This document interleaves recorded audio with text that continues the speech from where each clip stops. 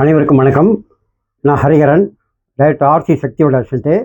அது மட்டும் இல்லை, சத்யேந்திராவோட ஒரு நெருங்கிய நண்பர்.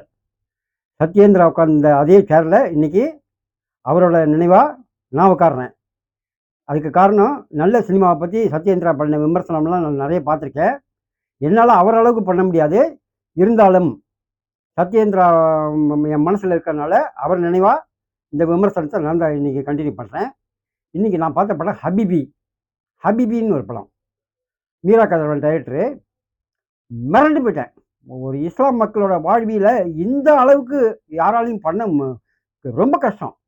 ஏன்னா இது 2 மணி நேரத்தில் ஒரு இந்த கதையை சொல்கிறதுங்கிறது சாதாரண விஷயம் இல்லை. ஒரு முஸ்லீம் மக்களை இது வரைக்கும் எனக்கு தெரிஞ்சு பாவ மன்னிப்புன்னு ஒரு படம் தமிழ் சினிமாவில் இருந்தது. முஸ்லீம்களை நல்ல முறையாக காமிச்சிருந்தாப்புல. அதுக்கப்புறம் தொடர்ந்து முஸ்லீம்களை தீவிரவாதிகளாகவும் தேச துரோகிகளாகவும் காட்டிட்டு இருந்த தமிழ் சினிமாவில் முதல் முறையாக இஸ்லாமிய மக்களோட வாழ்வியல், அவங்களோட பண்பாடு, கலாச்சாரம், அவங்களோட வாழ்க்கை முறை, அவங்களோட தொழுகை, அவங்களோட சடங்குகள் எல்லாத்தையும் இவ்வளோ விலாவரியாக எந்த டைரக்டராலையும் இது பண்ண முடியாது. நாடி நரம்பெல்லாம் சினிமா ஊறி போன ஒரு டைரக்டரால் தான் இப்படி ஒரு படத்தை எடுக்க முடியும். அந்த வகையில் மீரா கதிரவனை உண்மையிலேயே பாராட்டுறேன்.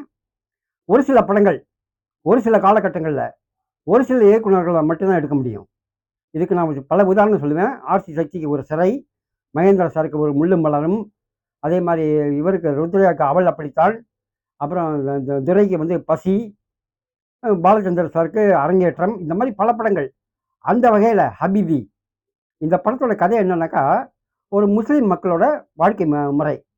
அது அந்த ஒரு பான சொத்துக்கு ஒரு சோறு பதங்கிற மாதிரி ஒரு குடும்பத்தை எடுத்துக்கிட்டு அவங்களோட வாழ்க்கை முறை, தறி நெசவு செய்கிற குடும்பம், அந்த குடும்பத்தோட வாழ்க்கை, அவங்களோட வாழ்க்கை போராட்டம், முக்கியமாக வெளிநாட்டுக்கு பயணம் போகிற ஒரு கணவன், அவன் போயிட்டு வந்ததுக்கப்புறம் அந்த குடும்பம் கொஞ்சம் கொஞ்சமாக இதாகுது, இது பண்ணி ஓரளவுக்கு நல்ல நிலைமைக்கு வராங்க. அந்த நிலைமையில் இந்த பையனுக்கும் ஒரு அப்புங்கிற பையனுக்கும் ஒரு பொண்ணுக்கும் காதல் உருவாகுது. அந்த பொண்ணோட மானத்தை காப்பாற்றுறதுக்காக இந்த பையன் தன்னோட மேலே இல்லாத பழியை சுமத்தி பஞ்சாயத்தில் தண்டனை வாங்குறான். அந்த பொண்ணு பிரிஞ்சிடுறா. அதுக்கப்புறம் இவன் திரும்ப வெளிநாட்டுக்கு போகிறான், சம்பாதிக்கிறான், வரான், இது பண்ணுறான். இப்போது அந்த பொண்ணுக்கு கல்யாணம் ஆகிடுச்சு. இந்த பையன் இவனுக்கு கல்யாண வயசு தாண்டியாச்சு. இவனுக்கு ஒரு பொண்ணை பார்க்குறாங்க. ரொம்ப எடுத்து சொல்லி அந்த பொண்ணை சம்மதிக்க வைக்கிறாங்க. சம்மதிக்க வைக்கும்போது பார்த்தானாக்கா, இவன் ஒரு இடத்துல பணத்தை கொடுத்துருக்கான். அந்த பணம் இந்த இடத்துல அவனுக்கு லாக் ஆகிடுச்சு. திரும்ப குடும்பம் அடிமட்டத்துக்கு வந்துடுச்சு. இப்போ அந்த பொண்ணு அவனை வேண்டாங்கிறா. இப்போ திரும்ப வெளிநாட்டுக்கு போகிறதுக்கு முடிவு பண்ணுறான். போகிற வழியில் டிராஃபிக் ஜாமு. அதனால் வேற ஒரு ரூட்டில் போகும்போது தன்னோட முன்னாள் காதலியை, அதாவது ஏற்கனவே காதலித்த பொண்ணை சந்திக்கிறான். அவங்க வந்து கணவனை பிரிஞ்சு இருக்கா, கணவன்கிட்டேருந்து பிரிஞ்சு வாழ்ந்துட்டுருக்கா. அவங்கள சந்திக்கிறதோடு இந்த படம் முடியுது. அவங்க ஒன்று சேர்ந்தாங்களா சேரலையா அப்படிங்கிறத டைரக்டர் நம்மக்கிட்ட சொல்லலை. ஆனால் படம் பார்த்த அத்தனை பேருமே திரும்ப இந்த காதல் ஜோடி ஒன்று சேரணும் அப்படிங்கிற ஒரு எண்ணத்தை உருவாக்கினார் பாருங்க. அதுதாங்க இந்த படத்தோட வெற்றி. கடைசியில் அந்த பொண்ணு குலா வாங்கிட்டான் அப்படின்னு சொன்னோன்னே, இன்னும் சொல்ல போனான்னா முஸ்லீமில் மகர்னா என்னன்னு தெரியாது, குலான்னா என்னன்னு தெரியாது. இன்னும் சொல்ல போனால் முஸ்லீம் இறுதி சடங்குகள் என்னென்ன பண்ணுவாங்கன்னு தெரியாது. இது எல்லாத்தையும் ஒரு படத்தில் காட்டுறதுங்கிறது சாதாரண விஷயம் இல்லை. கஸ்தூரி ராஜா உண்மையிலேயே அந்த அந்த யூசுப் கேரக்டருக்கு கஸ்தூரி ராஜா ரொம்ப பொருத்தமான கேரக்டரு. அது நடிப்பாகவே தெரியல, ஒரு இயல்பாகவே அந்த கேரக்டராக வாழ்ந்துட்டார். படத்தில் உள்ள அத்தனை கேரக்டரும் ஒரு கேரக்டர் கூட தேவையில்லாமல் இது கிடையாது. Short by short, frame by frame ஒரு நல்ல சினிமா எப்படி இருக்கணுங்கிறதுக்கு இந்த படம் ஒரு உதாரணம். எதிர்கால உதவி இயக்குநர்களுக்கு இந்த படம் ஒரு டிக்ஷனரி மாதிரி. அதனால் சினிமான்னா வெறும் ஹீரோயிசம், வெட்டு குத்து கொலைன்னு போகாமல் இந்த மாதிரி வாழ்வியல் முறையை எத்தனையோ விதமாக சொல்லலாம்.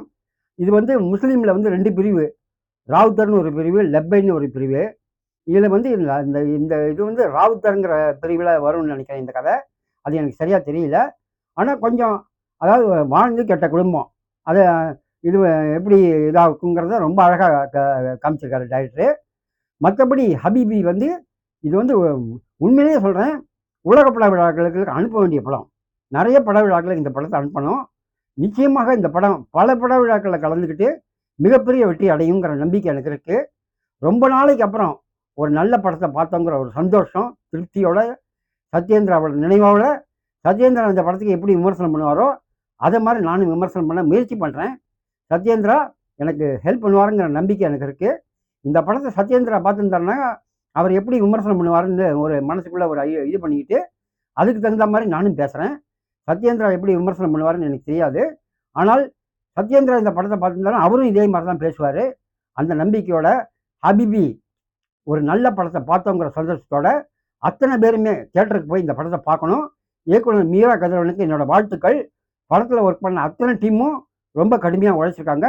முக்கியமாக ஒரு படம் நல்ல படம் உருவாகிறதுக்கு ஒரு நல்ல ப்ரொடியூசர் வேணும், நல்ல டைரக்டர் வேணும், நல்ல கேமராமேன், நல்ல எடிட்டர், நல்ல மியூசிக் டைரக்டரு, அப்படி ஒரு டீம் அமையும். அப்படி அமையும் போது ஒரு நல்ல படைப்பு உருவாகுங்கிறதுக்கு இந்த படம் ஒரு உதாரணம். ஹபிபி ஒரு மிகப்பெரிய அற்புதமான படைப்பு. காலத்தால் அழிக்க முடியாது. உலக சினிமான்னு சொல்லிட்டு இருக்கோம். இதுவும் ஒரு உலக சினிமா தான். என்னை பொறுத்த வரைக்கும் ஒரு உலக சினிமா தான். இஸ்லாமிய மக்களோட வாழ்வியலை இவ்வளவு அழகாக சொன்ன மீரா கதிரவனுக்கு என்னோட வாழ்த்துக்கள். எல்லாருமே தியேட்டருக்கு போய் படத்தை பாருங்கள். நிச்சயமாக இந்த படம் எனக்கு பிடிச்ச மாதிரி உங்களுக்கு பிடிக்கும். அந்த நம்பிக்கை எனக்கு இருக்குது. ஹபிபி மிகப்பெரிய வெற்றியடைய என்னோட வாழ்த்துக்கள். நன்றி.